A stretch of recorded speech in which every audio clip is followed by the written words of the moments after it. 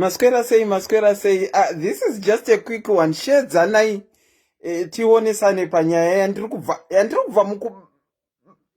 mukubata izvozvi. Taga someone, tionesane. I'm only here for a very short time. Tionesane nyaya yandiri kubva kutaura nemumwe mwana kuseri uku izvozvi.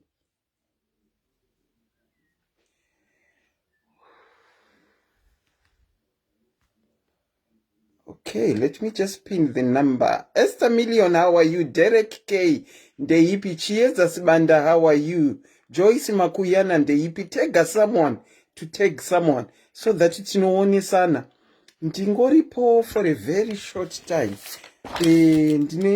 Ndini yenda ndiri kuhendla izvozvi kuseri. Saka ndatirega ndimbopirawo madiaries tinzwe kuti vanoti chii. Tinzwe kuti Derek zvemanje manje ndiri kutobva pa phone call nemwana auya kuzotsvaga Auntie Selina izvozvi manje so. Ivan Mary Masango, how are you? Irene, how are you?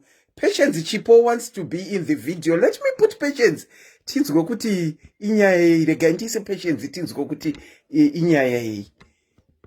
Patience ada kuitwa ada kuedwa, rega ndimi ede tinzwe. Patience ndiri kukuedha. Takamirira kutanga nyaya peshi. Pick up what you like kuedwa. 44 77 48 33 0801. Okay. Pesha asikudaira ningirikini yake achada kuedwa. Probably a presser by mistake. Okay, I'll pin the number. Okay, tag someone to tag someone. Timbonesana panyaya iyi ndiri kubva pa phone izvozvi nemwana anditsvaga. Ari kuchema. Saka ndatirega ndimbonobvunza madiaries tione kuti tingaonesane sei. Ndamuti auye ku live. She's a 17-year-old girl. 17-year-old girl. You ngube munda kuedwa.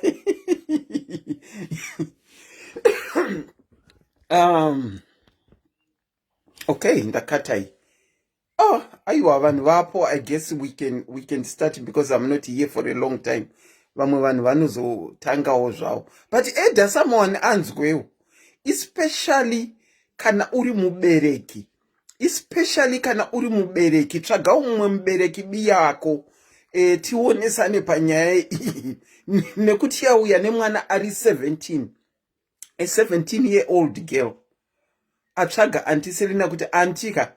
Ini ndira kuti ndinyatsonzwisisa. Pane zvandisiri kunzwisisa mukati meupenyu hwangu. A 17-year-old girl. 17-year-old girl. Saka ndichibva pa live ndinodzokera kwaari. Iye ari pakati penyu papa mu comment section.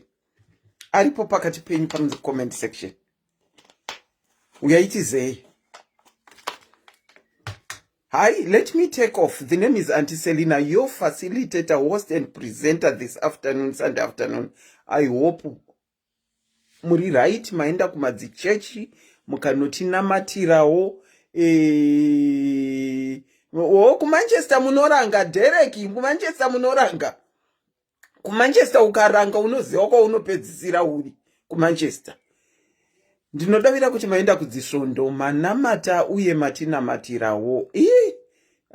Ini kubatika kwacho kwakutonetsa. Ndiri kumboshanda kutsividza pandakange ndisingashande 2 years dzapera idzi. Ndiri pamba hangu during COVID. Ndodza ndiri kumbotsividza. Maswera sei kumativi mana ose enyika. First of all, rega ndikupewo update. Do you still remember musi wataita program yemakuwa? Do you still remember it? Program yemakuwa. And there was a lady akauya akazopedzera aderedza spirit yangu achiti makuwa masports. Muchiri kumurangarira wemakuwa masports. ndinodavira kuti muchiri kumurangarira.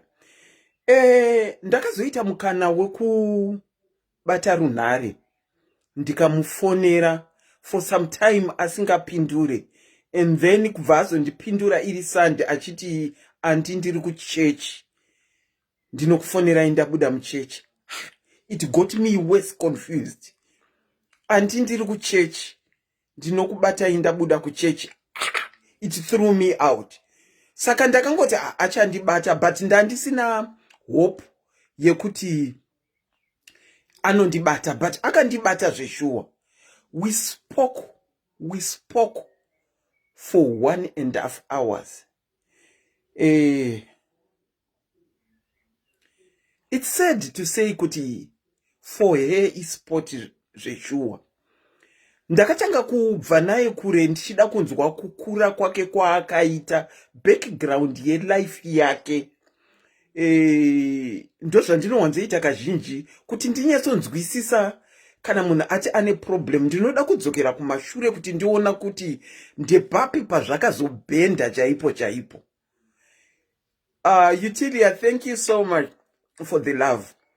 Ndichitaura naye, wedwe. Kana vanhu tichiona vachiita certain behaviors, honestly, kuseri kunenge kune zviriko. I spoke to the lady in question. I discovered kuti there was a lot going on in her life, a lot that had never been dealt with. And when she is at work, she is occupied with work. But kana apinda ma four corners of imba yake. Marasika, Brenda, ukaenda kutitle yakanzi makuwa gossip. Unonzwa story yemudzimai akauya achiti makuwa isusu masports haikona kuzvitora too serious. Saka I got concerned and I later spoke to her. Ndiye wandiri kukupa feedback kuti ndakataura naye kuseri. Wakaremerwa. Kana anozviita kana apinda mba, kana ari out there, she's very occupied ne what is going on kumabasa nema streets. As kana apinda mba ave ega. Ndo paanenge akudzamisa pfungwa dzake, akushaya zvekuita, ndo zvinozomulidha kuti aite zvaanoita zvemasports, zvemaghost izvozvo nezvekutuka. But pane nyaya, I can safely tell you kuti pane kana aripo anozviziva, ndakataura naye, I can safely tell you kuti pane nyaya yakarema paari. Saka unless you speak to someone nema behaviors avo, you really don't understand what they are going through. Saka that behavior yaanoita, it's actually trying to mask up some things that went on in her life and that were never dealt with. Saka ndo nyaya ya anti vema sports kuti makuwa nekutuka vanhu pa social media ma sports. And then that other lady, still there is nothing. She's still refusing to speak. Mukadzi uya wokunzi anokanda nemurume wake. Ndauya neimwe. Apparently vanhu vacho vanongouya kundiri havadi kuuya uzotaura vega. Here goes the story yanhasi yandiri kuti ndabva mukunge ndichidhila naye izvozvi. Here goes the story. Ndabatwa nemwanasikana ari 17 years. Mwanasikana anoti iye baba vake chaiye haavazivi. Mai vake isingle mother. Asi ari kuti iye mama vanoputa fodya, mama vanonwa doro. Kana vadhakwa ati munongonzwa maitira avo nehunhu hwavo vavanoita. Anoti ndichikura ndaiziva ndichiberekwa namama tichienda kumabhawa manheru, mama vachinokecha kumabhawa. mama vachidzokera nevarume kumba kwataigara. Ndo zvandakakura ndichiona mumaziso angu. Saka mama vanomwa doro zvekuraradza, mama vanoputa fodya, uye mama vanoita vaiita stereki zvekukecha, asi iko zvino vaslowa down zvekukecha. Dambudziko riri kuti ane mwana nderekuti ndaakunwawo doro, ndaakuputawo fodya, hanzi ndaakumogora kuputa fodya, kumogora kuputa fodya, ndaakuputa fodya, uye zvekutsvagawo varume panzvimbo dzinomwirwa doro ndaakutozviona zvaakupinda mandiri. Asi chiri kundinetsa ndechekuti mama vari kunditi zvauri kuita zvakashata, asi ivo ndo upenyu hwangu hwandakakura ndichiona. Ndauya kwamuri kuti ndizobvunza kuti kana uine certain behavior yauinayo semubereki, mwana unomutsiura sei? Unomutsiura sei? Nekuti uyu ari kuramba kutsiurika. Ari kuti munogonditsiura sei imi iri the same behavior yandinoita? Ndo zvatati timboonesana. Is it very important kuita zvinhu zvako muchivande vana vasingaone, kana kuti ukangoitawo hazvina basa, kunyangwe vakaona hazvina basa? Munofungei nazvo? Regai ndidzokorodze. 17-year-old girl ari kuti ndakakura namai vaimwa hwawa, vanoputa fodya, uye vaitoenda neni vakandibereka kumusana kumabhawa, vachitonokecha, vachidzoka nemurume kumba. Inini ndinenge ndapindawo musame situation yekuti ndaakunwawo, ndaakuputawo fodya, ndichangotanga kunomirawo nzvimbo dzinomwirwa hwawa, ndichinowadzanawo nevarume, ndichangotanga. Asi mama vari kunditi zvakashata. Zvakagoshatei ini ndakazviona vachizviita. The number that you can call tionesane is pinned below. It's quite a short life. The number that you can call is pinned below. Kuti tionesane, kuti unotsiura sei mwana semubereki iwe uine same behavior iyoyo? Zvinoita here kuti utsiure mwana? Uye kana zvichiita unemutsiura sei? Ngationesanei. Hanzi naLydia Chinyoka, tsiurika nana, your mom is right. Lydia. Hanzi naTariro, first of all, there is nothing wrong with drinking or smoking if you are of age. Tariro. Hanzi there is nothing wrong with drinking or smoking. Nothing wrong. If there is nothing wrong, saka mwana akuwanirei problem pakutsiurwa? If there is nothing wrong, naitariro. Antitariro, kana pasina problem, mwana akuwanirei simba rekusada kutsiurwa? Zvakafanana nekuti inini ndiri mbavha, mwana wangu otangawo kuba, ndomuti umbavha hwakashata, asi ndaitonoba naye ariko kumusano. Ngationesanei. The number that is that you can call in is pinned below. Hanzi ngavaite zvinhu zvavo secretly. Hazvikwanisike kuita secretly nekuti panenge paakutoclasha. Kuti uzoona mwana ouya otsvaga kuda kutaura nemumwe munhu, panenge pasiri kutopindiranwa, pari kutoclasha. Kuti munogonditsiura sei imu zvirizvo zvamunoita? Pane clash. Nekuti dai vaida kuzviita secretly, mwana angadai asina kuuya. Mwana unenge uri kuramba kutsiurika achiti munogondirambidza kunwa hwawa nekusmoka sei imuchismoka.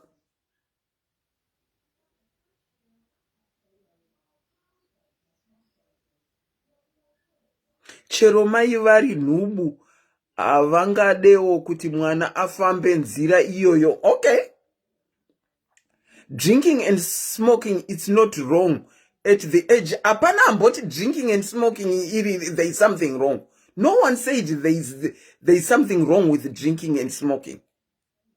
Hapana amboti iri wrong. Let's get it right.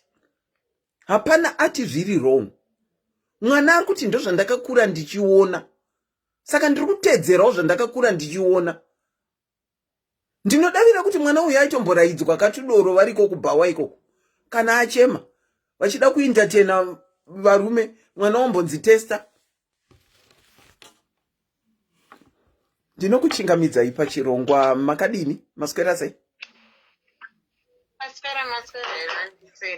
Taswera mino kwamuri ikoko. Happy Mother's Day to you in Africa.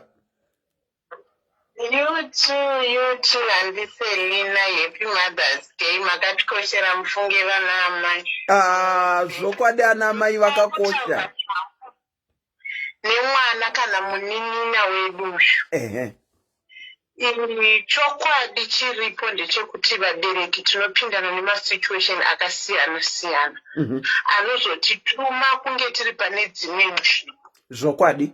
Anditi nzwisisa Andiselina. Zvokwadi. Tinopindana nemasituation akaoma anozotituma kunge tiri pane dzimwe nzvimbo.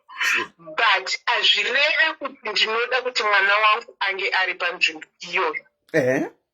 Mai vanogona kunge vakapinda mubhawa hongu vakatomubereka kumusana, chaitovapa kuenda kubhawa vakamubereka kumusana.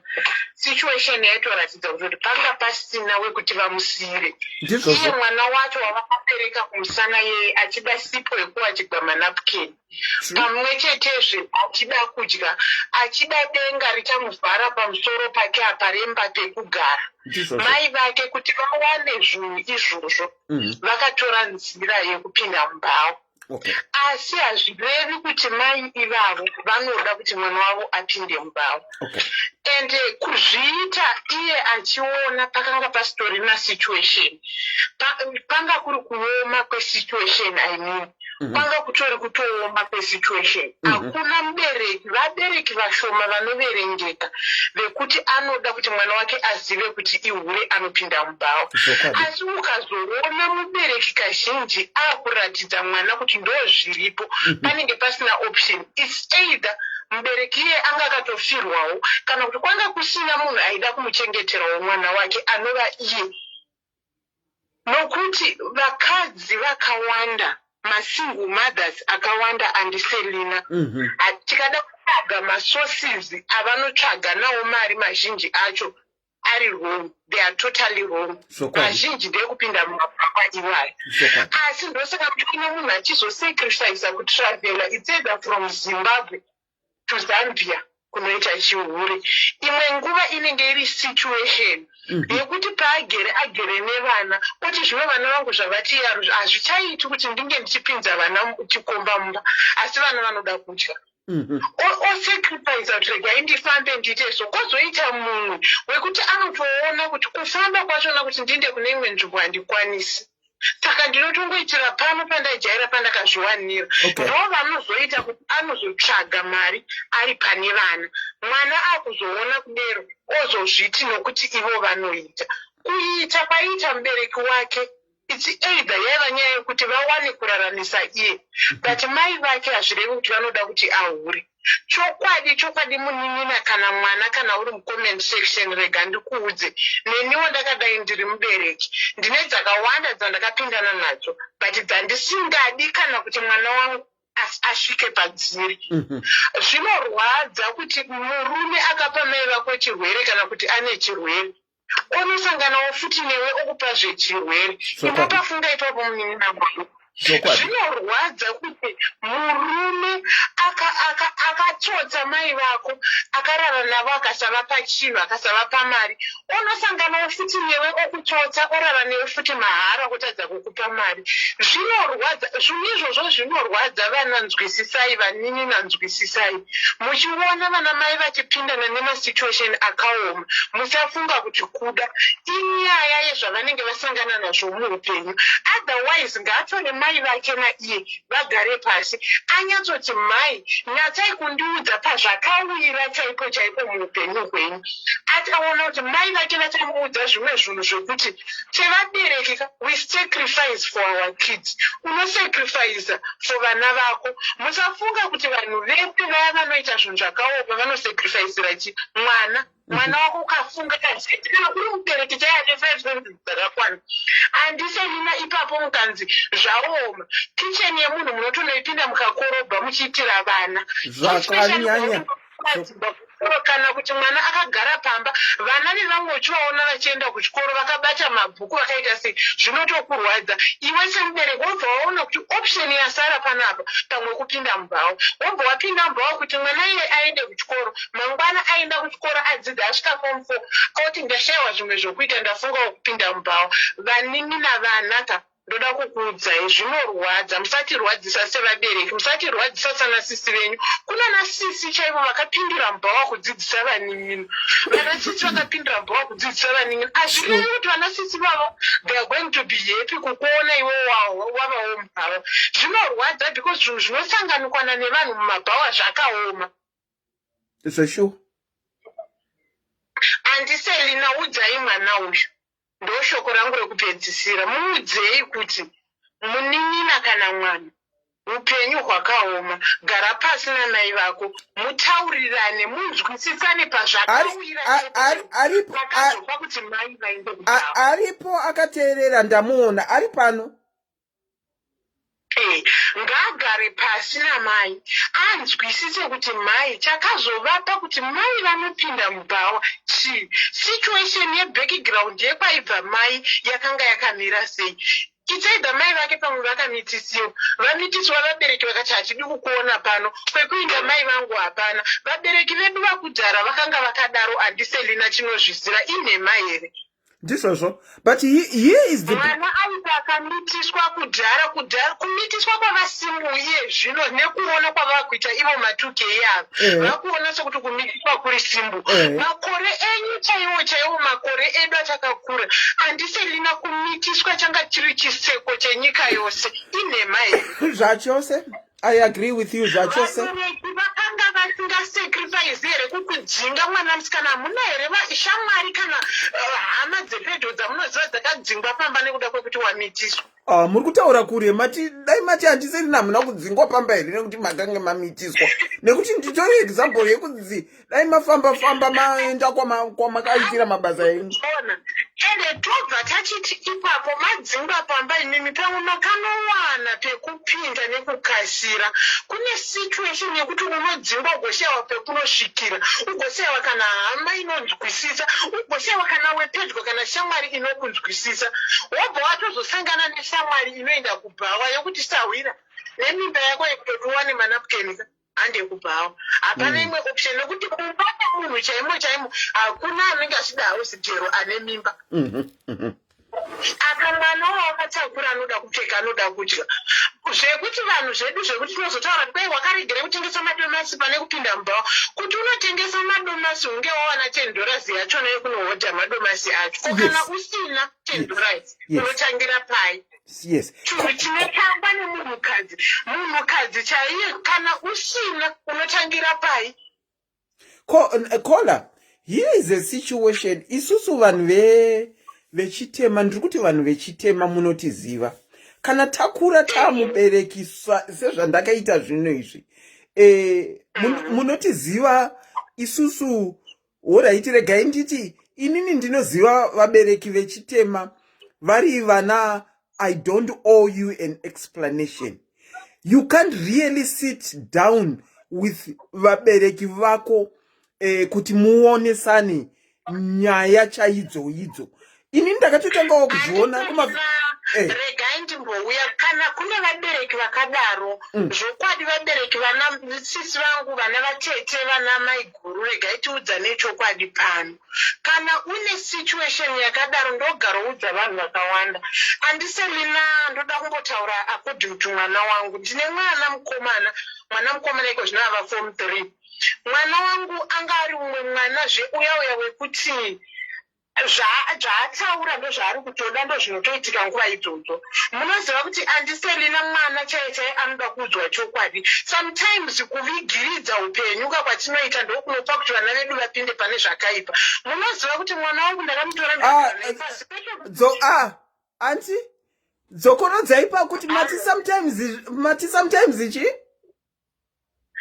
ndati ndichagosiva here handiselina mati regai ndikutaurire zvamataura mati sometimes kuviga kwatinoita zvinhu zviri kuitika muupenyu kuvaga kwatinoita upenyu hwedu ndokunoita kuti vana ava vatadze kuziva kuti tinonzi upenyu chii mwana chaiche handiselina ndakaita mwana wokuti mwana wangu anga ari imwe character ndiri kutaura according to mwana wangu ari mukomana anga ari imwe character imwe yekuti yanga isiri kuita munoziva ndakatora hanzvadzi dzangu ndikatora mwana wangu ndikatora varoora vangu ndikagara navo pasi ndikabvisa mwana wangu apa ndikati vana bhudhi mashoko andakutaura panoka ndoziva kuti achakubata-batai ende muchachinda kumhurai kana kunda kushorai but ndoda kutaura kuti ndikwanise kurayira mwana uyu wamunoti muzvikuru wenyu ndoda kuti ndikuudze mwana wangu kuti bhawa ndakaripinda ndichisacrificira iwe kuti unge uri pauri ipapa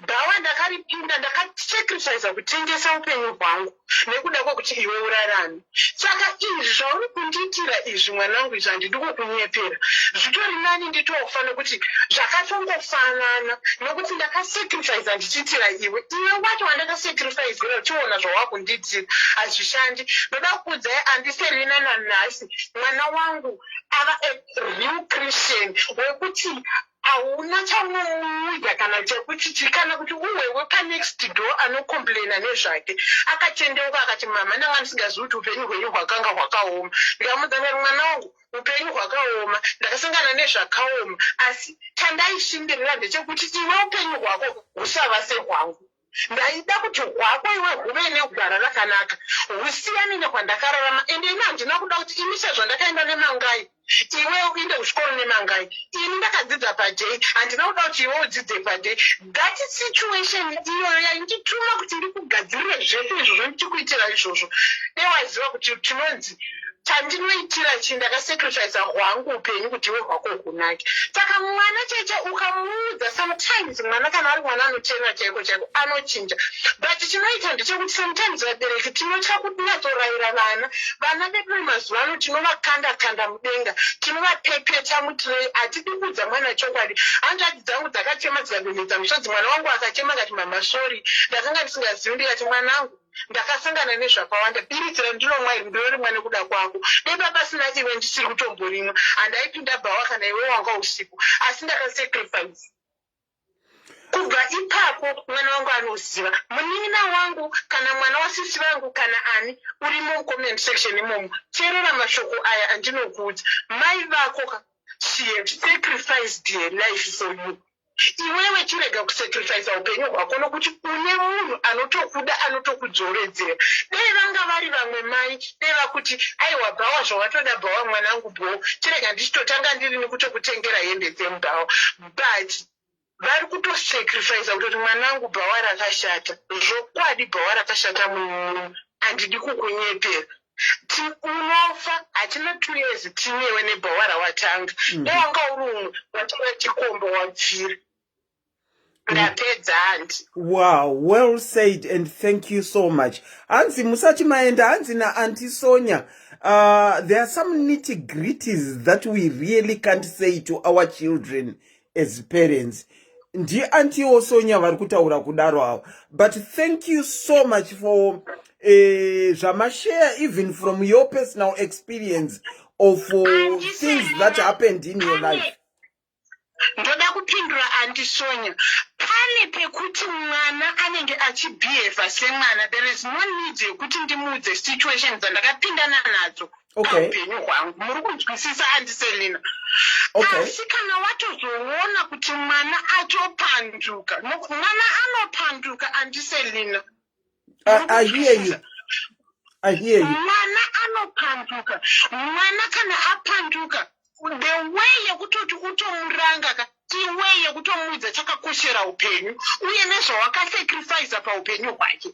Ndokuti kana iye ane njere 5 chaidzo kazhinji ukataura izvozvo zvinomubatsira ramangwana. Pane chekuti mwana anongori mwana ari obedient, haana kana musikanzwa, haana chi. There is no need yekuti ndingagara pasi nemwana ndimuudza kuti unoona ndakadai mai vako ndakazopinda mubhawa asina chaakanditadzira. Mwana wangu inini second born yangu haana life history yangu yaanoziva, but first born yangu nenhau yemusikanzwa akaziva life history yangu. Chakaita kuti ndimuzivise inhau yekuti ndaida kumupa dzidziso neraidzo. All right. Wow. Auntie, well said. Thank you so much. Even kushare kwamaita your own story, sort of something similar chamakaendana nacho. I really ndabatikana nenyaya yemunini wangu, ndabatikana zvizhinji zvisingaiti zvokuti ndabatikana zvokuti ndarwadziwa handidi kukuudzai nhema. Nekuti situation inopindana nevabereki yakaoma vachiitira isu vana, then mwana wacho oda kuzoita zvinhu zvisiri izvo. Vana teererai. Thank you so much, Auntie, for your contribution. Ndateta zvangu, I highly appreciate. Thank you so much. Regai nditaure ndichiti vanhu vari mucomment section, when someone brings their story to the platform, tikauya tichizeya kana ndichiti munhu ari mucomment section, do you know your comments can make or break someone? Your comments can make or break someone. Saka let's be considerate patino isama comments kuti anogona kubreaka munhu akatoita rebellious, and anogona kumeka munhu akatoita a changed mind. Kwaye hanzi naRufuse Felicitas, communication is very important between parents and children. I do agree with you, Auntie Felicitas, kuti communication is very, very, very important. Regai ndidzokere pakuti munotiziva isu zvatiri kuti tineka hunhu kekuti mwana haafanirwa kunge achiziva whatever I say goes. Ndinokuchingamidzai pachirongwa masikati ano. Maswera sei, makadini? Muri sei askani? Ndiri right, makadini. Tiripo. Happy Mother's Day to you. Same is to you. Thank you so much. The floor is all yours. Yes. Taureni? Ndiri kutova nyaya iyi yandirwadza zvishuwa. Kuti chiripo ndechekuti pakabva makuriro akaita mwana uyu anorwadza. Asi kuti mai vamwe votofana kugara pasi nemwana zvakanyatsokunaka, vonatsokumutsanangurira kuti inini ndakapinda mubhawa nezvikonzero zvekuti nezvekuti. Hani muri kuona kuti ike zvino ari kuti havachanyanyi kuita zvavaisiita izvozvo achimudiki. Vakuita vachiita zvishoma handiti. Kureva kuti vakuona kuti mwana akura handiti. Vari kuona kuti akura, vakumurespekta ike zvinezvi. Saka vanofana kunyatsogara naye pasi vomuudza kuti mwana wangu inini ndakapinda mubhawa nezvikonzero zvekuti. Ende usikoko kubhawa kana kuti kundopota fodya hakuna kunaka.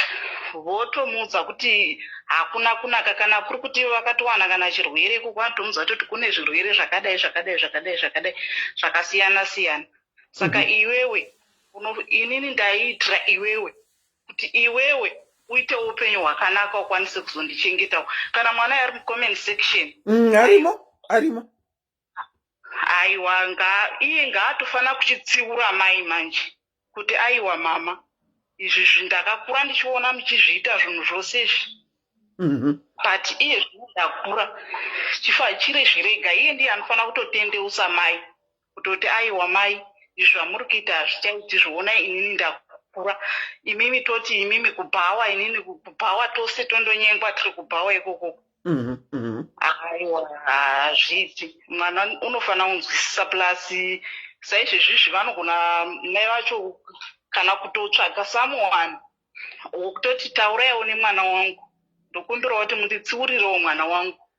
Zvinenge zvitori navo vamwe anogona kunzwisisa. I do agree with you there. Also in this instance, mwana akuita ka rebellious kakadaro, mai vari kuzviona kuti hazvina kunaka, no matter kuti vangava nema situations avo akavalida.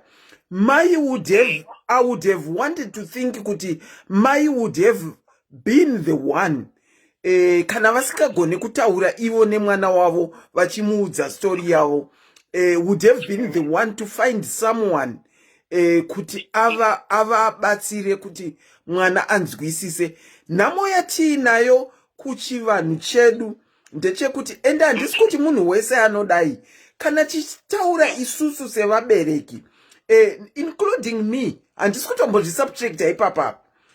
Kana tichitaura sevabereki, we want to stamp our authority kuti take what I'm saying. Take what I'm saying, there is no other way. I think ndo imwe problem yatiinayo iyoyo.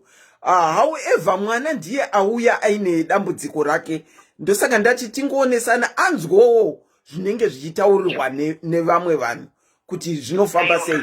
But munotiziva inini ndini mukuru, uda kundiudza chii chauda kundiudza, ndokamwe karunhu katiinako, neni nditori included ipapo.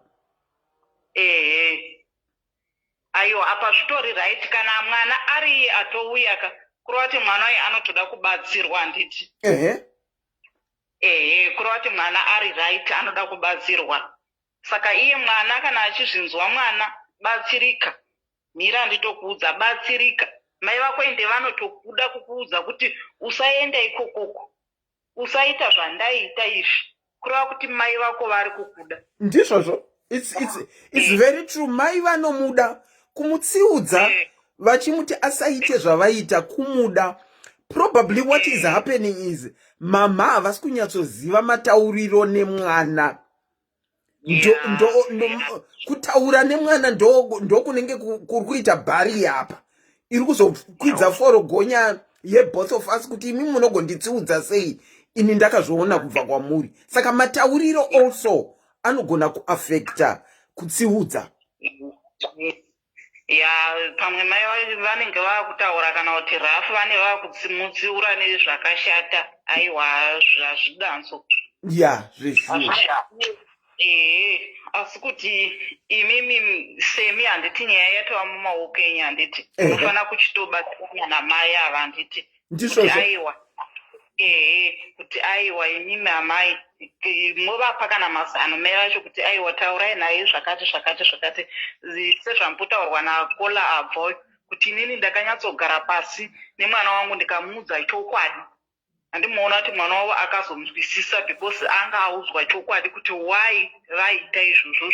Saka iye mwana apa haasi kuziva kuti mai why vaita izvozvo.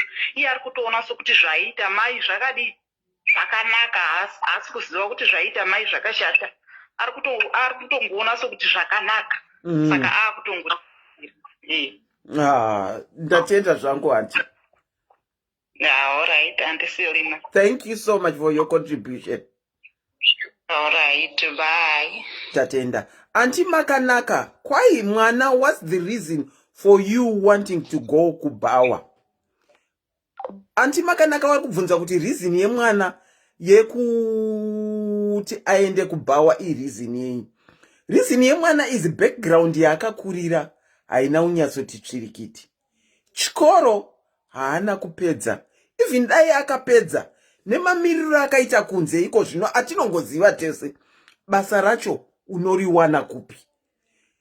Saka haana chaainacho. Ari kuona mama vachiunzwawo tumari kubawa na iye akudawo tumari itoto. Mofu. Halo. Mofu, ndinokuchingamidzai pachirongwa makadini?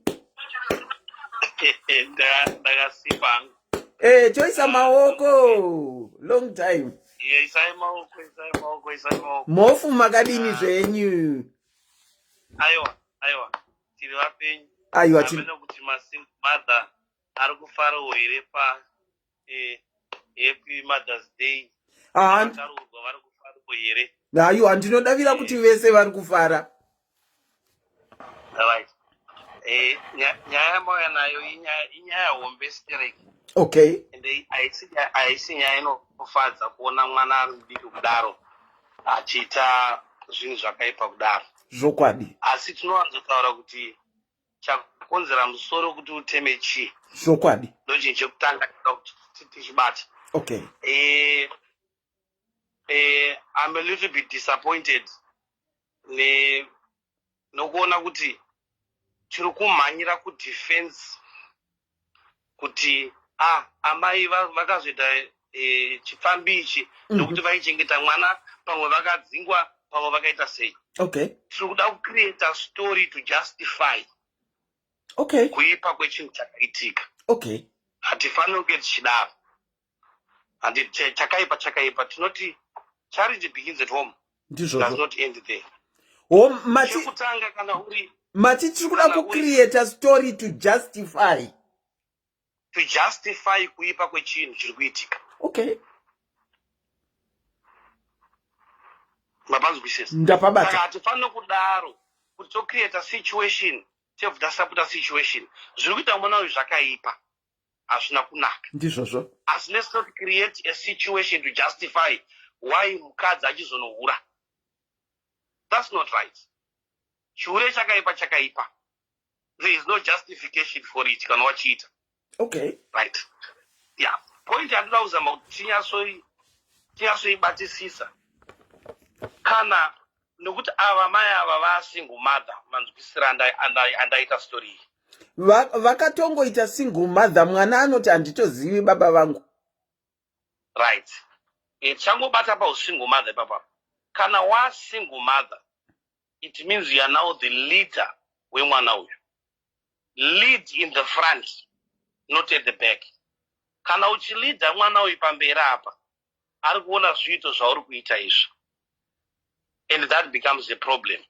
Ndo panoti chirungu pai apple does not fall far away from the tree. Ndo zvazviri kureva. Ratidza unhu hwakanaka kune mwana uyu.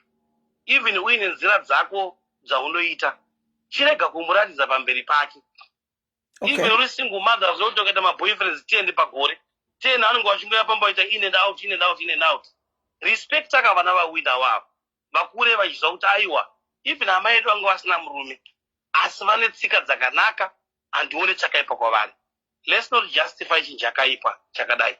Mwana uyu achiri mudiki kuti atore tsika yakaipa kudai. And the problem yakuitika, we are now on the tail of the problem. We are now trying to fix the problem. Yet mwana anofanira kurayiriswa before the problem comes through. Mapanzwisisa. Okay. Already aifanira kunge akatorayiriswa before. Not nokuti ataka kuenda kubhawa takumuti zvakaipa uri kuenderei. Zvakaipa. Asika. Pane period mwana aifanira kunge mwana ane 17 years ago. Ane 17. It means from the age of 14, 15, 16 anga achiona zvinhu zvichiitika izvi. Mofu paita kwaamai vaikutidii vakadhakwa. Mofu mwana akatanga kuzviona achiri kuberekwa kumusana vachienda kubhawa. Anotorangarira achiri kuenda namama kubhawa akaberekwa kumusana. Izvozvo ndikuzvinzwisisa, but I'm saying kuti achiri kuberekwa kumusana anga astaa kuti aane decision. Yes. Iye zvinezvi aane decision. So from 14, 15, 16 up, mwana ari kusimba achicreata decision yake yekuteera nzira yakaipa. Handiti? Muchindevere zvinonzi izvikoko zvigoqwa sisasemanzi. Dewe rinopetwa richiri nyoro, haikona raoma. Dewe rinopetwa richiri nyoro, haikona raoma. Correct. Okay. Zvigoqwa sisasemanzi, haikona raoma. So inini panapa ndikuti zviri kuitika chinhu chakaipa, asi ngatisave nedefense sana amai ose masingle mother. Mutoya nedefense yekuita chinhu chakaipa nokuti we want to cover nenyaya yenhamo. taura kuti amai vanga vaine nhama ava ndiani? Nokuti kuputa fodya is a habit inobhadharwa mari. Kunwa doro is a habit inobhadharwa mari. Pamwe mari yacho yekuputa fodya nedoro vaiiwana kubva kuvarume vavaikechesa. Ndo situation yatakuda kucreate amai, takufunga kuti apa ndizvo zvaiitika. Let's not do that. Zvakaipa zvinhu izvi. Ana mai ngatingodzidzai kuti ndakada kuita metsi dzangu kana tsoro dzangu, usaite maziso mevana. Alright. Mumaziso mevana ndoba murida kustressesa. Muzvisaitwe mumaziso mevana. Yes. Hausi uchampion. Ende vari kuzviita zvechokwadi. Asi mwana wakuproducer uyu uchazova nemhinduro, uchazova neexplanation unofanira kumupa. Of which if you avoid it from the start, kuti mwana aone zvakawanda izvi, hauna explanation unomupa. Okay. Why create a situation to give mwana an explanation? Yet you can avoid that. Why justify it in chakaipa? Kuta uchinji chakanaka. Nokuti, murukuti, okay. Ndakanohura nekuti ndada kuti uwane kuti urarame. Ndikuriritire. Mwana uyu akaitawo nhumbuka, achana unohure ndiwane kuti uraramise mwana wangu. Unomustopa sei?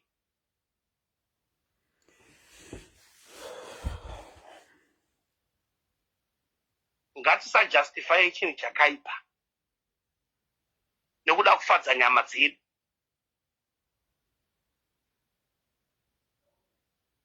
Okay. Handisi kuti upenyu hauna kuoma, unooma, asi tiri kunyanyotungamidza kufadza nyama dzedu nokutsvaga an easy way out.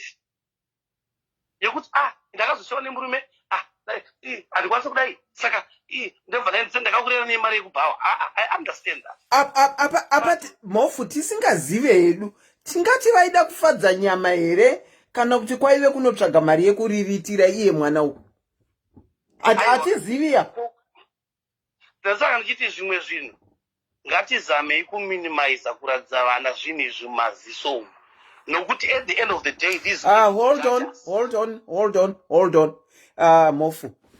Ukapinda mumba mevanhu, hauye uchiunza firiji yako wonoigadzika mumba mevanhu. Ngouya wotsveta firiji yako. Anonzi see also. Aisa link yake yakanzi join my Titi's diaries. I am unfortunately going to block you because we have seen my links akadai or so many a time and we have continuously asked. It's very rude for you to do that. Saka see also, I am going to block you. Hold on. Sorry. Hold on. No. That is very rude. Kuti ndinongoenda papeji yemunhu ndonokanda ningirikini ndonokanda link ipapo. That is very rude. Until I see it and block munhu iyeyu. Actually ban. I'm going to ban. Thank you. You can go on. Sorry, Mofu, you can go on. No, it's okay. So what I'm basically saying is kuti zvaari kuita mwana uyu hazvina kunaka. Zvinhu zvisingambomupe upenyu. Zvokufamba mabhawo mazvo hakuna upenyu zvinomupa. Makutaura nemwana apa. Yeah. Hazvina kunaka, hakuna kwazvichamusvitsa. True. Nokuti zvine expiry date. Ende vese matinoziva vaigona kuita zvechifambi ichi, vazhinji vavo trophy yavo tinoiziva havana kurarama zvikaenda kure. Hazvina kunaka. Asiwo maparents ikoko kana waleader wemwana, lead from the front, not from the back. Be a soldier uri pamberi uchivhura nzira yakanaka. Haikona kuti unokanda munzwa munzira iyoyo. Okay, ndinodavira kuti ari kuzvinzwa. Kwaina Mofu mwana kana uripo iyi nzira yawakupindana nayo avaikurudzire havo. Inzira yakashata zvachose.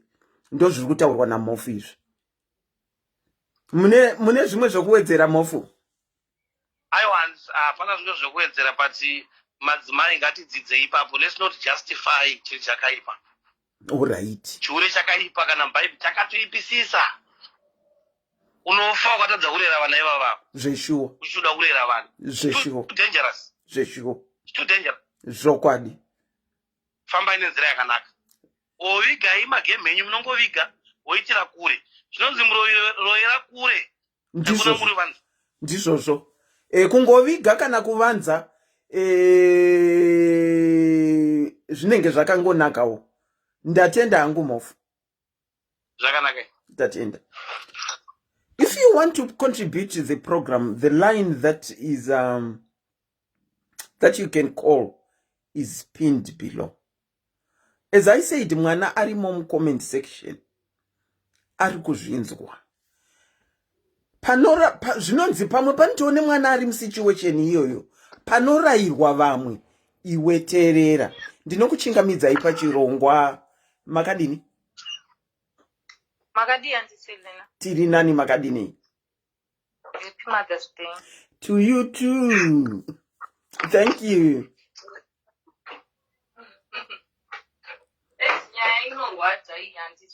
Zvokwadi. Saka inoda kutanga kubata panana mai. Panana mai ndo pamuroda kutanga kubata. Enda yenyu mberi. Ana mai kana tarambiwa nevarume tarambana tafirwa tamasingle mother. Vazhinji vedu tine usimbe hwekushanda. Tinenge tida taura henyu. Saka ndipo pamunhu panozopedzera kuenda kubva wapaipai akungoita zvese ende futi kana apindwa nechekubva munhu acharespect vana akutove nezvikomba zviya mune vana imomo makutoiswa keteni muone room imomo. Okay. Makutoiswa keteni. Asi mai variko kumusha uri kuti vana vangu ina handiti kuti vanogara kumusha namai. Indisa vana kumusha usare uiti hako chihure chako uchipa mai shuga vana vachienda kuchikoro vana mai vako. Okay. Chechipiri vanhu shandai chero murume aripo tsvaga zvimwe zvekuita kuti ushande zvokuti musi waanofa hauzoiti 2 months woenda kubvawo. Ndakupindawo panyaya yekuti mwana uyu munin'ina wangu munin'ina mai vakatoita chihure wedha vachirimo iwewe hauna kupedza chikoro upenyu hwako hutarise watokura tarisa kuri kuenda life nevavakakura navo kuti vavakumafomu 6 vamwe vakucollege.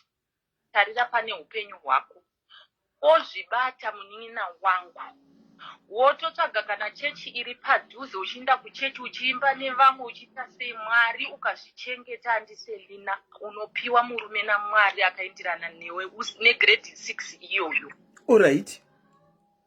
Haufaniri kushandisa muviri wako kuti nokuti mai vakadi vakatozviita. Ini maonero angu madhava vatove bhita kutaura nemwana vatori bhita kuti kuri kuzviitirei zvinotovarwadza saka havasi vakataurirana vanhu vadhava. Muri kuti mai vemwana uyu vari bhita? Vanenge vatori bhita mukatauriro kavari kutoita naye kwatove neproblem saka mwana auyi havatombohwisisani zvachose. Aiwa kutaurirana patori neproblem. Sezvandambotaura kuti isusu munotiziva kuti kana tichitsiudza tinotsiudza, it's my way or the highway. Hatidi kupindurwa nevana. Ndizvozvo ukandipindura ndinozokumukira ndinoita ngozi. Manje yezvino kuchiri nengozi here andiselina isi tinotogara chiudzwa kuti mama uyu amedi. Mama uyu amedi. Imi munoudzwa kunzi mama uyu amedi? Vana vamazivano vanototaura kuti are you crazy mami, you are crazy. Unomfuka uchiti chii? Ya vemazuva ano vakaoma zveshu. Haunofukira unotongofa zvigaro. Saka apa munin'ina akufanirwa kutoti atoziva life nekutoziva nekuzvichengetedza. Maakutaurira mwana uyu muchimuencourageawo. Kuti siyana nazvo izvozvo ukanzwa nechirwere waane denda ririko mazuva ano hauchabudi muzvipatara ana gonorrhea ndivavo uchisangana nemadhara nechii, iwewe respekta mai vako, regedza. Unogona kuroorwa ukaita imba yako, ukatotsvaga kugara kuchikoro, ukatotsvaga zvimwe zvekuita, kana kutotsvaga basa remumba chairo wozvishandira. Okay. Rega, thank you so much for your contribution. Munin'ina, hanzi iwewe tsvagawo basa udi uone kuzvishandirawo. Asi pamuri kuti vamwe vane nungo dzekushanda, ko kana mabasa acho asiri kuwani, akanga asingawanike kana kuti asiri kuwanika, wavodi? Vana amai ava. Andiselina, kana zvatopuresa unotuta kutobva muHarare imomo kuenda kumusha. Right. Wotonogara kumusha uchita mari ichiona mbuya vako namai vako. Vana mbuya variko kumusha andiselina. Asi hatidi kuenda nokuti inotya kuutsi nekuti kwai rima. Rima ratakutya nhasi. Wambana. Saka muri musituation iyi, musina kuwana basa, mungadai makatuta makaenda kumusha. Ndinototsvaga zvekuita ndiselina, zvekutoti zvekuzotopinda mubhawa nekutengesa. Aripo hawo masituation ekuti munhu anoperegwa kutonomira parodhi achiti nda kutotengesa muviri. Asi kuti munhu tanga wafunga. Vanhu vari kuzviita kuno kuchero senge kuno kwatiri kuno kwatiselina, vanhu vane usimbe hwekushanda. Enda muPakistan imomo unogara pacheya uchihora kamari kako pane kutengesa muviri. Mati kwamuri ikoko kuvanhu vane usimbe hwekushanda vari kuitei? Vanototengesa muviri andiselina zuva nezuva. Ikoko muri ikoko? Anotadza kunda kana paPakistan kana kutsvaga zvekutoita kungonogara pacheya uchiti pindai makastoma ngena pakati. Papakistani ndekupiko kuPakistan here? Aiwa zvimashopu zviya zvemasomalieni zvavanenge vachimbohaya zvehembe memuchingodiwa vanhu. Unongoindawo unohura kuti mari tushoma itoto. Oraiti, ndokwamunoti kuPakistani. Uchifamba uchitsvakawo zvimapisi job, uchitaurawo nevamwe, uchipindawo kuchechi, uchitaura nanamadza kuchechi. Wow. Unobatsirika ndiselina. Nokuti vamwe vanozobva vazvinyanya. Ini ndiri nherera ine maziso 32, nherera ine mazamu ine vana 6. Vamwe vanenge vachiti vari nherera ivo vakura kudai, andiselina vanherera ka. Ndiselina mutanga kutochema kuti ndiri nherera veduwe musada kukudza chinherera. Nherera mwana mudoko ane 2 years asiwa namai vake. Wow, thank you so much for your contribution, auntie. Okay. Ndatenda zvangu. Ndinokuchingamidzai pachirongwa, makadini? Hello? Ndokumbira kuti muvhare device iri kuseri kwenyu. Hello? Okay, muri kundizwa? Ndiri kukunzwai baba, makadini? Tiripo zvedu makasimba here. Aiwa, tiri nani tinotamba. Muri kuinzwa seiko? Ndimi baba. Andangoinzwa hangu, actually chikomana zvangu, but ndangoinzwa. Muchiri mukomana? Yes. So ndangoinzwira hangu pakati nyaya iyi taurwa. So, but I'm so sorry a little bit nichatirashike, but nyaya ika inonzisa tsitsi zvikuru kana muchinatsinzwisisa dambudziko iri rikutaurwa iri ramaine mwana ava wati zviri kuendeka izvi. But what can I say is that kuti izvi ndinozvitorawo for example ndine hanzvadzi yangu yakapindana nematambudziko akadaro. Actually ichirimo mumatambudziko akadaro. Hanzvadzi yenyu? Exactly. Okay. So zvambotaurwa namukoma wavo vambotaura pekutanga kuti no, let's not take side kuti atingotorai amai kuti amai this and this vaidai vaida kuchengeta mwana kana kudai. So no, hatitarise kuti zviizvo zvaimbokonzeresa kuti zvinhu izvozvo zviite sedziitike, handiti? Okay. So exactly. So what I'm saying is ndopamenza hanzvadzi yangu, handitika hanzvadzi yangu uyu ane vana vake, mumwe mwana ijaya ratopedza chikoro, handiti? The second born musikana ndi wa 2001, vana vakangoti siyanei, vana vatokura ava, handiti? Alright. So amai vari kuti vakanogara kune mumwe murume uko wakaita mwana naye vakanetsana nguva diki wobva ikokoko vonogara kune mumwe murume baba vevana vana ava vachiona zvinhu zvakadaro. Iye hanzvadzi yenyu yamakupa example. Exactly. Okay, hande inaro bhora. Exactly. Kana muri natsinzwisa nyaya yacho. So vana ava vakura. Maonaka. Ende zviri kuitwa mumaziso mavo. Mwana musikana uyu zviri kuitika izvi mumaziso make. Amai vake vari kumboti vakanopota vomboenda vakanonetsana nemurume uyo wavari kumbogara naye vane kamwana kadiki naye vonetsana naye zvakanetsana. Wobva ikokoko woti ainda handichada nezvako. Vodzokera kune murume uya wokutanga kuna baba vevana. Maona.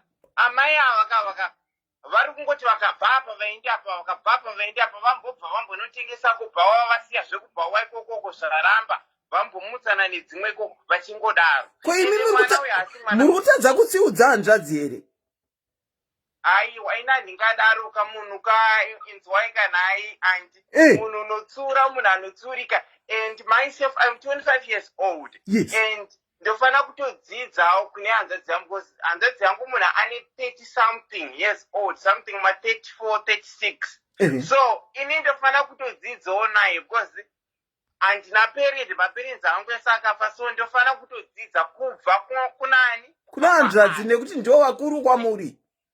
Exactly. So inini kana ndionekwa ndakudzidzisa munhu mukuru kwandiri uchimboedza kumuudza kuti kuimi madiko batane papa izva muri tamusona kuti asiri zveri batane papa batane papa, but at the end of the day ozoona kuti ndiwo ndotase utoblame.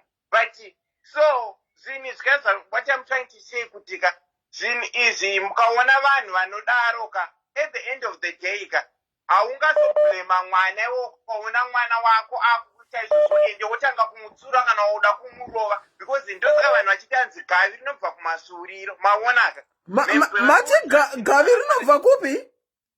hanzi gavi rinobva kumasuriro kana mhembwe rudzi inozvara mwana nekazhumwi. So hapana mhembwe inozombozvara mwana asina chihumbi panapa, inongozvara mwana akadaro chete because imhembwe. Maonaka. Okay. So nyaya iri papa ndeyekuti ka vana naamai ka ngavarege kungosaidirwa kunzi aitsvaga mari aizodai aitsvaga mari yekuriitira mwana iyi. No, vamwe vanhu kazvinhu zvitori muropa mavo kudhara zvini. Nai hanzvadzi ndimbobvunzawo chii chiri kukonzera kuti hanzvadzi yenyu iite relationship hopping yakadaro? Inungo kusada kusenza because vana unavo zvakafanana nemi anti kandikutaurire hanzvadzi kuti right now imimi sezvamuri papa ungati imimi muda kuroorwa here? Imimi futi munogara nemumwe murume boyfriend kana musina murume munokwanisa kuita boyfriend yenyu, kwete kuti imimi muchada kuti ndavada kuita mumwe mwana ndoda kugara nemumwe mwana wekuita sei nawo. Kana wakabereka vana vako 2-10 years ago it's enough. Chandira vana vako ivavo, that's it. Aiwa ka munoziva ka kuti kana wapinda murelationship vazhinji kusila dhiro kuti usimbise kugara nemumwe murume kumuitira mwana.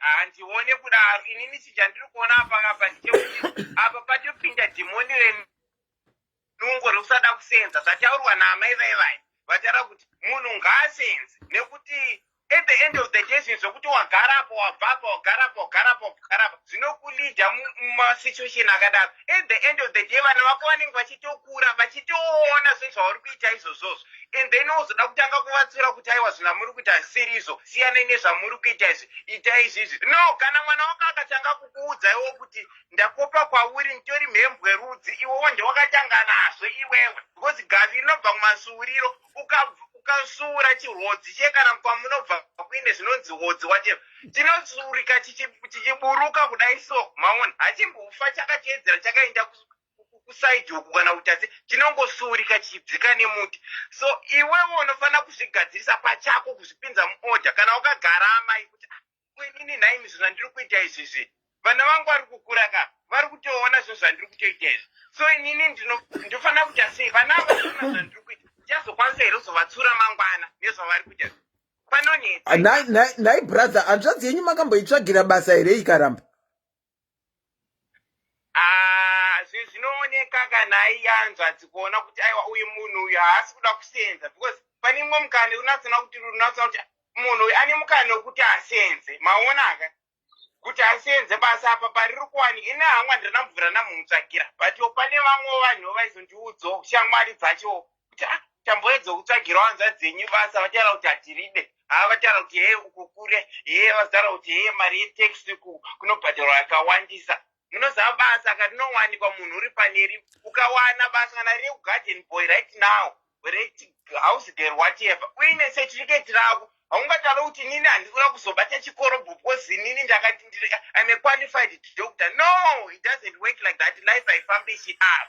Unozowana basa reudhingirina kwachona irero uchisaira chikoro chachona, unoapply basa reudhota rachona, unoda mari transport, unoenda nei?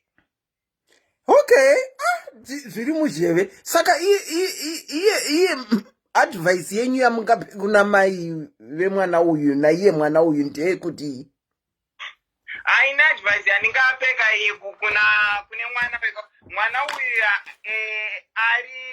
ari wrong pane zvaari kuitawo. Ari wrong. Amai futi ndo vari 100% wrong.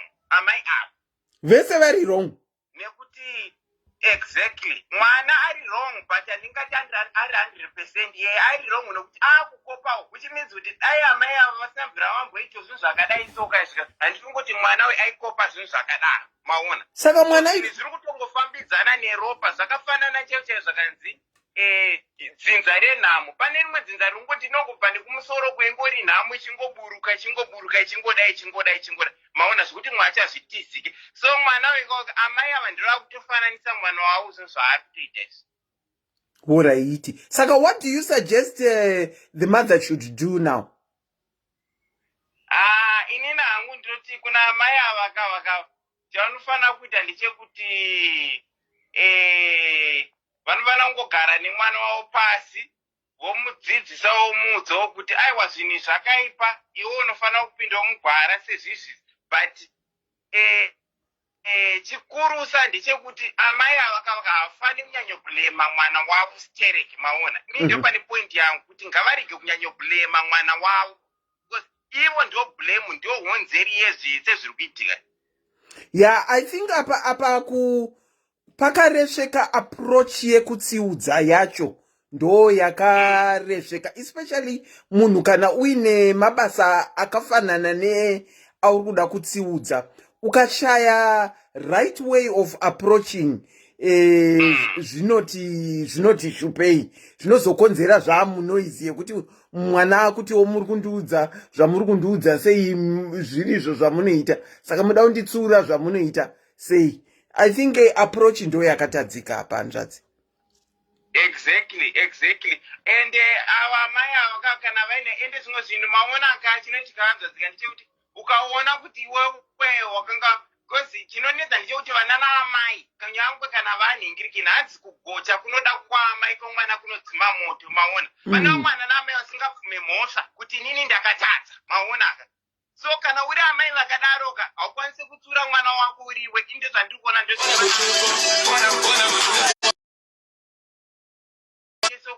kune hama dzinogadzirisa mwana, kwete kuti iwe umugadzirise mwana chinokuti hapana chinombofamba ipapa. Yeah, Mareva, aiwa Mareva, thank you so much for your contribution, hanzvadzi. Okay, thank you very much. Tatenda. Pane 1 or 2 vachada kucontributa here before I wind off. Pane 1 or 2 vachada kucontributa before I wind off. And tovhara hedu life. Mai Vakola was not a jockey, but his sister nemwana wavo vari kuita vachiona. Okay, ndigire uko. Okay, I think tingangochingovhara. Pane phone yabva yapinda. I think this should be my last caller. Rega ndinokuchingamidzai pachirongo. Anti makadini? Hello tete. Anti makadini?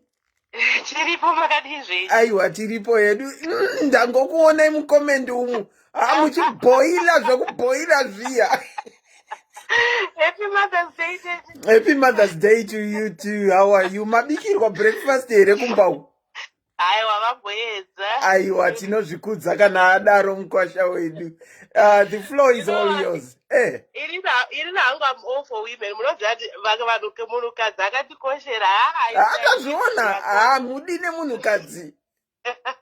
Ndinoedza vedu weye munhukadzi akakosha vedu weye anga akanganise zvake but munhukadzi akakosha. I understand all this situation and I feel sorry for mwana to find herself in a situation zvino. It's really terrible. It's something that we don't even wish on our kids as well. True.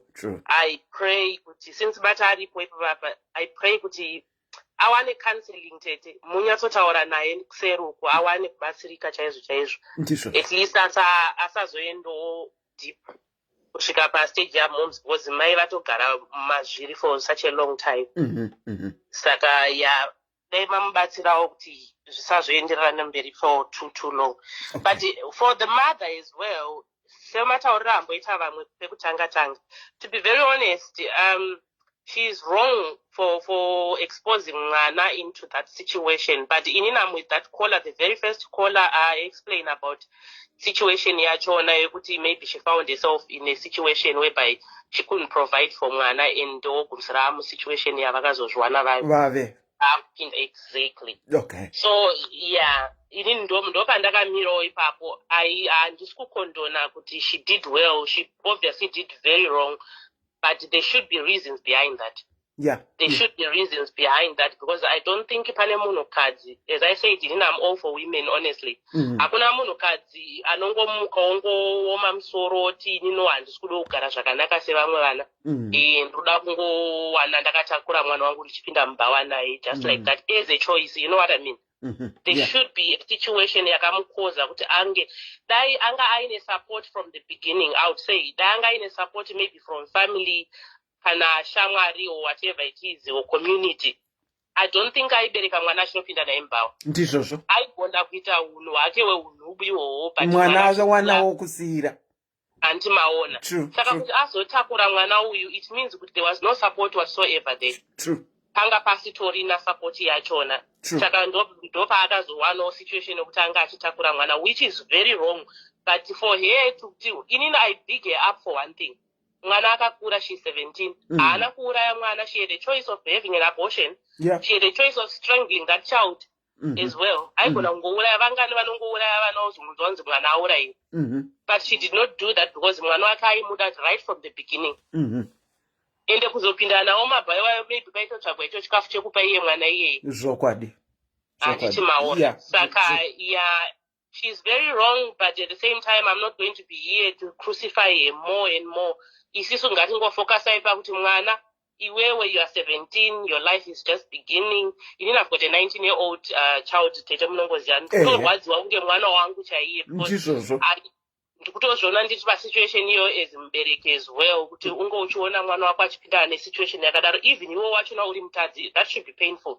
Saka mwanasikana iwe uchiteerera zvekutaurwa wotongotora iyo yandanyora pekutanga kuti do as I say more, not as I do. Ndoyaakufana kutoaplya manje kuti chitora zvekutaurwa namai, usatore maactions amai, wochitora masoko amai manje kuti kana vachitokutaurira iwo she's at a better position to tell you kuti it's wrong.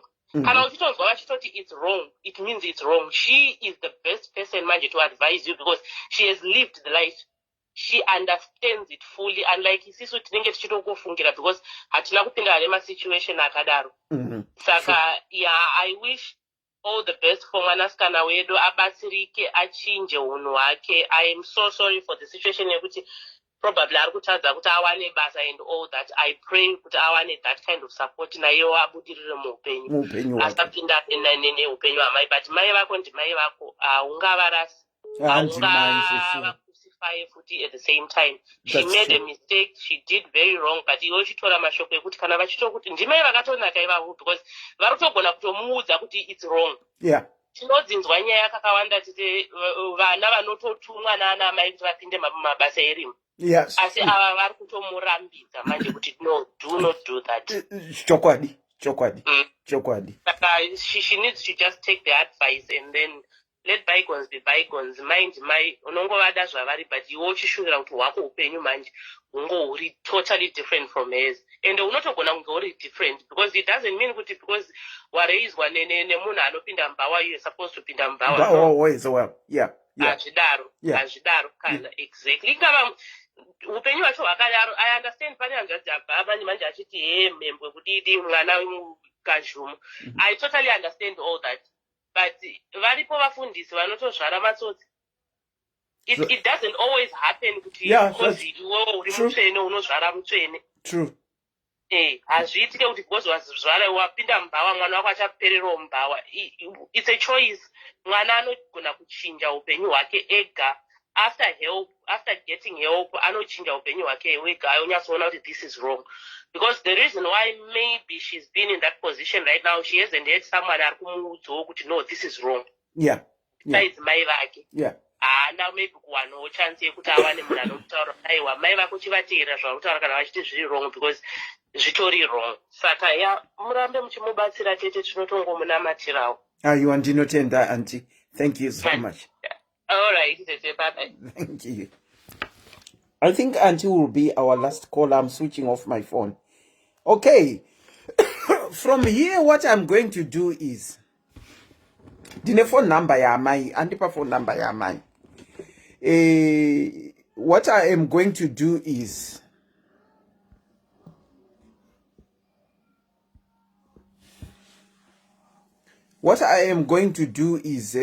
ndichafonera mai.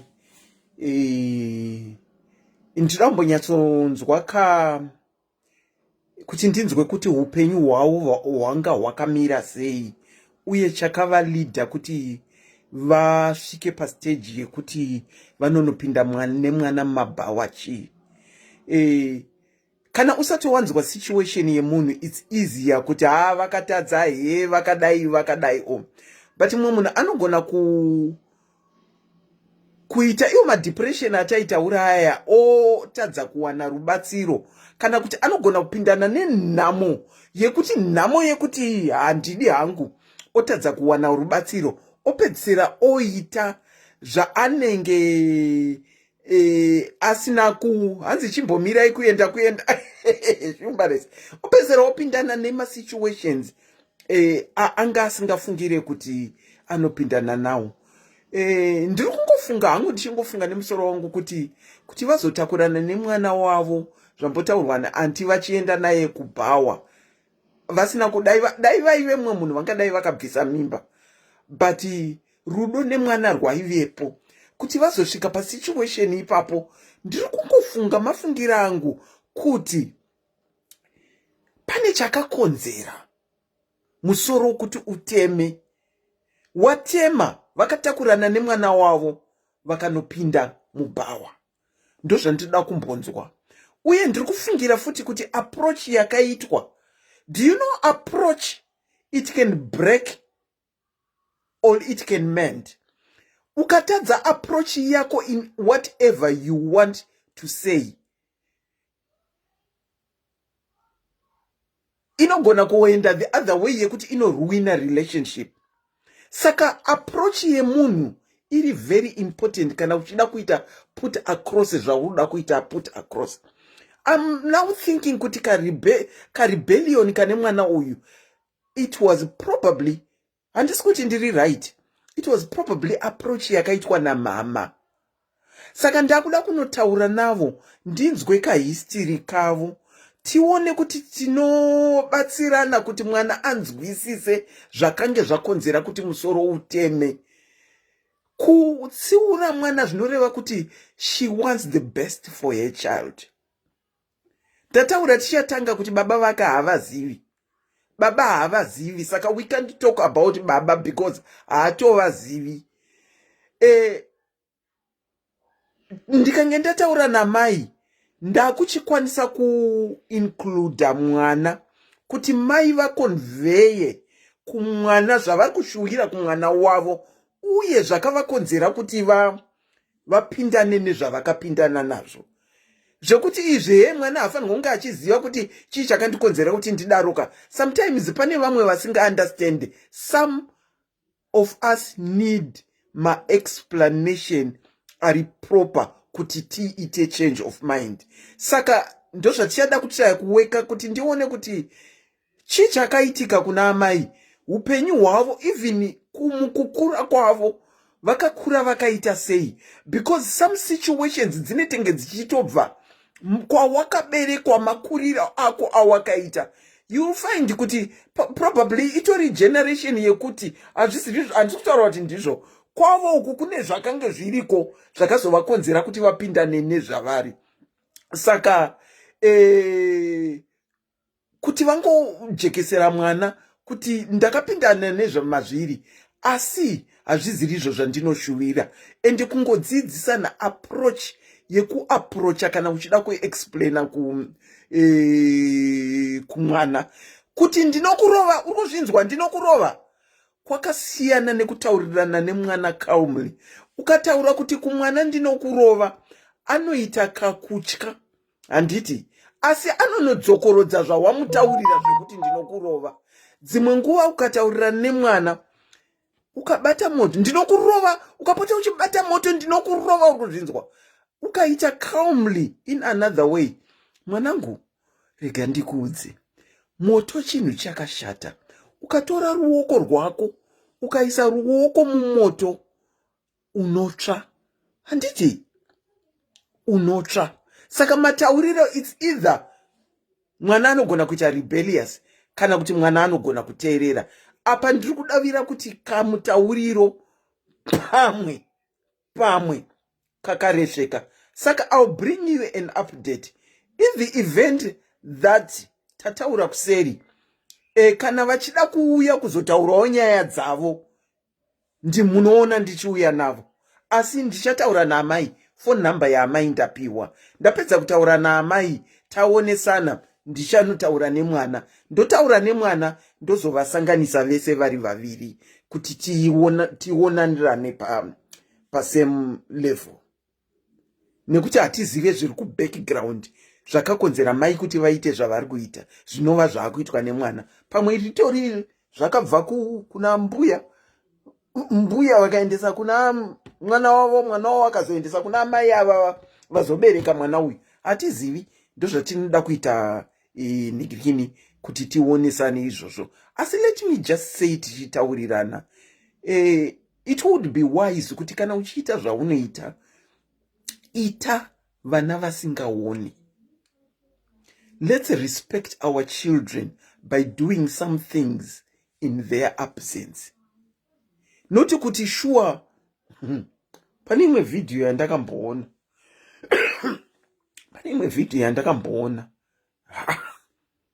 amai vanga vaine mwana, uku vari kuserviswa, uku vari kutamba nemwana, aripo pamubhedha ari kuona zviri kuitika. Zvimwe zvinhu zvinorwina vana vedu. Ngatitryei by all means kuregera kuita zvimwe zvinhu zvisina hunhu vana varipo. Nekuti kuzotsiudza mangwana kunoita problem yakadai handiti. Kana uchiba mwana achiona, uchamuudza sei kuti iwe usabe? Zvinonetsa. But ndichaonesana nawo, ndinzwowo kuti kwavo kusaidi kwokukura kwavo kwanga kwakamira sei. You'll be surprised kuti zvinobuda zvinenge zvakamira sei. Anyway, ndinongokutendai nekuteerera nekuchuna ini kuchirongwa. Zvakangooma zvatinosangana nazvo mukati meupenyu. Asi kana usiri in a situation you really don't understand. Munhu ari mubhutsu dzinoshinya ndiye akadzipfeka. Isu tisina kudzipfeka hatizive kushinya kwadzo. Saka having said that, chiva ine Sunday yasara yakati nakei. Handiziwe kuti ndinokuona ipapi pandinenge ndafree mazuwano zvakadzvanya. But I was happy to see you all. Take care of yourselves. Ana mai kunze uko, nasi Mother's Day. I hope mabikirwa dinner, muri pa live muri kubikirwawo ka dinner kenyu muchiseva. Makangokosha zvamunoona kudai, kutakura mimba for 9 months nekuti mwana apo makangokosha. ndinongokutendai chivai neusiku hwakanaka. Rangu zita ndinoitwa Auntie Selina. Until we see each other again, take care, stay blessed, and kana paine zviri kunetsa, bata someone ane hana yakadzikama umutaurire kanyaya kako kari kunetsa. Usagare nenyaya dzinonetsa dzichibuilda. Anditi, until next time, from Auntie Selina, it's a very good night. Thank you for tuning in. Bye.